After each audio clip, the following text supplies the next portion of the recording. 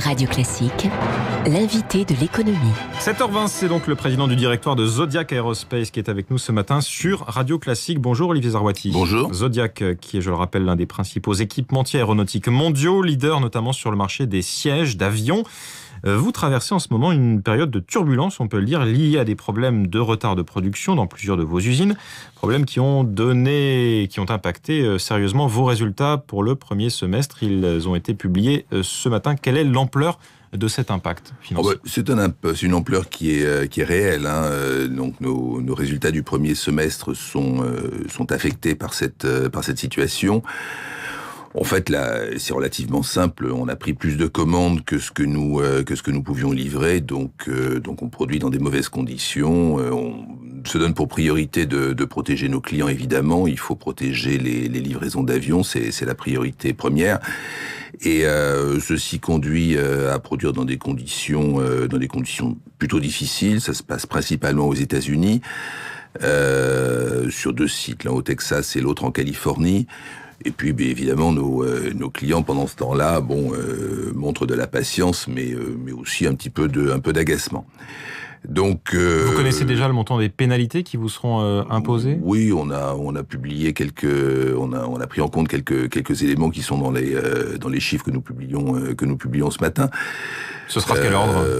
Ce sera. On n'a pas l'habitude de donner ce genre d'éléments parce qu'on prend des provisions. Alors, vous savez, quand on prend une provision, on fait une hypothèse sur la conclusion possible d'une négociation. Évidemment, on n'a pas forcément l'habitude de donner une complète transparence sur les hypothèses que nous donnons. Mais enfin bon, on a quand même provisionné ce qu'on pensait qu'il fallait prévoir pour tenir compte de cette situation. Tout ça, c'est dans notre exercice du premier semestre. C'est ce que nous publions aujourd'hui. Et je l'ai dit, ça se compte en millions d'euros. Oui, bien sûr. C'est un impact réel.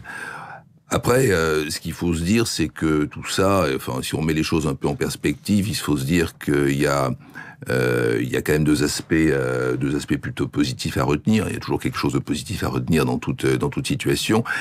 Le premier aspect positif, c'est que nos produits ont quand même tendance à plaire. À plaire presque trop finalement. Vous êtes confronté à trop de demandes. Donc on a sorti à notre détriment, on a sorti les meilleurs sièges du marché. Ce sont les sièges qui ont le plus de succès. Nous étions à Hambourg, qui est la foire d'intérieur de cabine qui se tient tous les ans la semaine dernière. On a vu que notre stand était, c'est ce que les visiteurs ont eu la gentillesse de nous faire remarquer, le plus visité. Vous n'êtes pas boudé par les professionnels de l'aéronautique. Tous nos clients étaient présents. Les airlines, qui sont quand même nos clients en chiffres les plus importants, étaient tous là.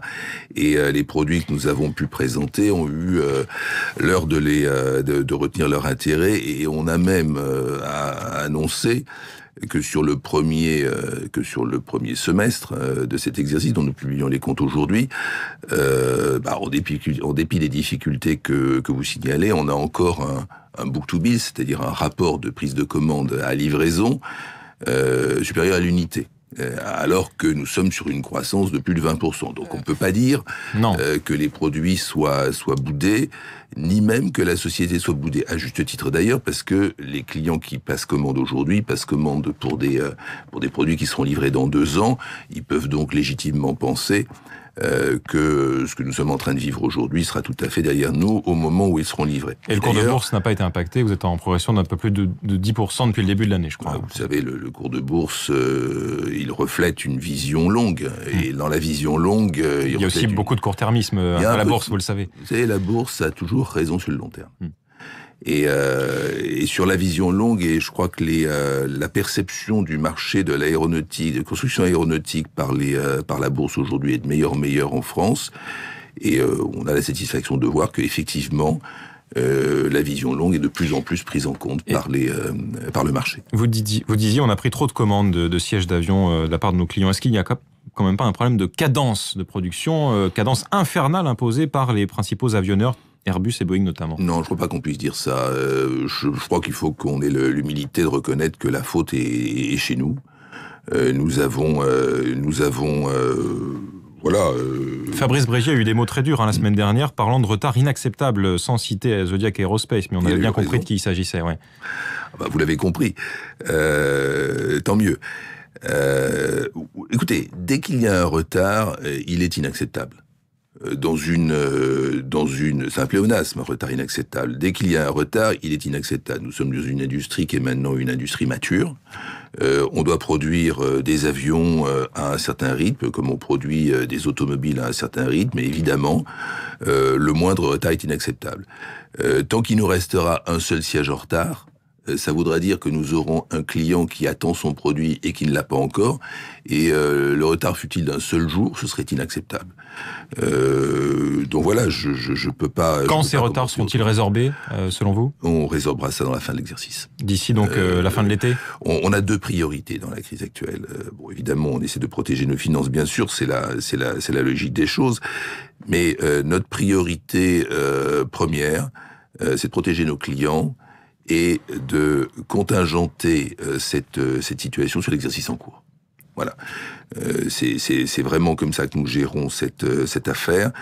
Et voilà, on va pouvoir commencer le prochain exercice avec une feuille de page blanche. Autre sujet, Olivier Zarouati, vous êtes basé Zodiac Aerospace à Issoudun dans l'Indre. Oui, entre autres, beaucoup d'autres. C'est votre principal site de production, près de 1300 salariés sont là-bas. Est-ce que la compétitivité du site français s'est améliorée depuis 2-3 ans, depuis les mesures annoncées par le gouvernement ?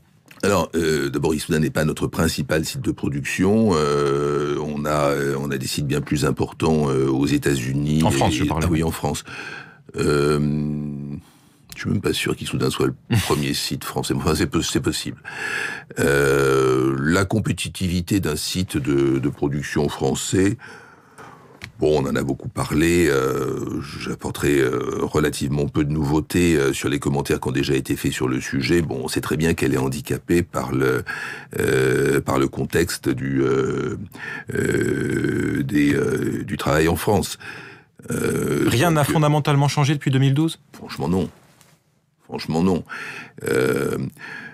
Bon, on observe...